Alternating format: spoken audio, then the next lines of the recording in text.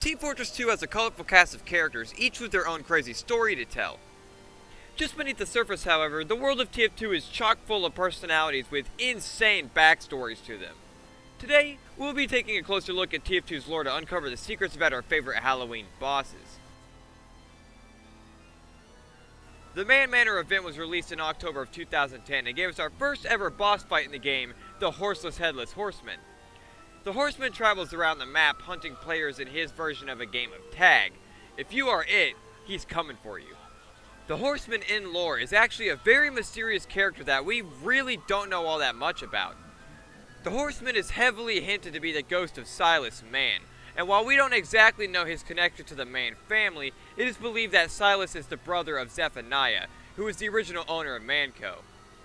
If we are to believe that Silas is Zephaniah's brother, then that makes him Redmond, Blutarch, and Gray's uncle. This is the only known photo that we have of Silas, accessible by clicking on Silas's gravestone on the original 2010 update page.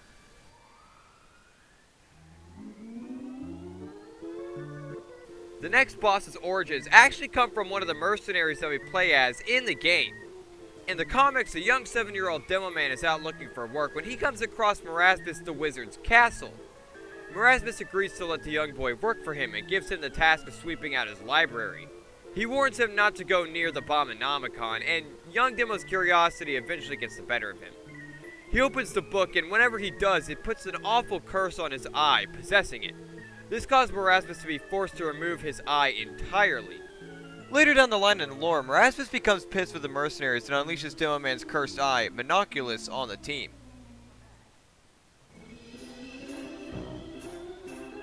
Now, Marasmus is a very popular character in the TF2 community, and it's very easy to see why. He has a direct relation with a soldier who is a fan-favorite character. In lore, the soldier was roommates with Marasmus and stayed with him at his castle, but he eventually got kicked out. Later on, Marasmus left his castle, but when he returned, he found that the soldier had absolutely trashed it and infested it with raccoons. Marasmus wanted to get revenge on the mercenaries, so he ended up summoning Demo Man's cursed eye, Monoculus, to torment the TF2 team.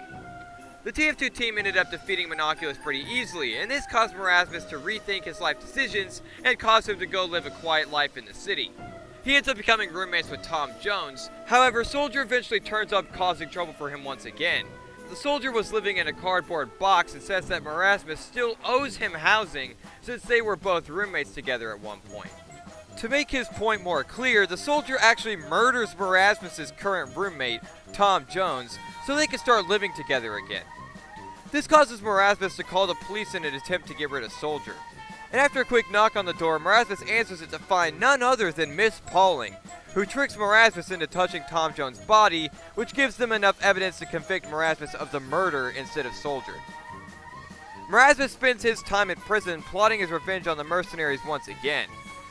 An idea comes to Marasmus' head, and whenever he gets out of jail, he takes a $12,000 loan from the Japanese mafia, and he intends to use this money to construct a haunted carnival on an ancient burial site, so he can summon the evil spirit Bonzo, who was the evil circus god of Samaria. This is all in an attempt to further punish the TF2 mercs for pulling a fast one on him.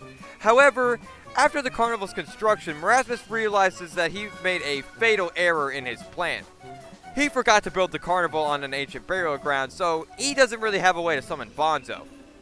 So he gives the TF2 mercs tickets to the World's Strongest Man competition, and this gets them to kill each other, turning the carnival into an ancient burial ground.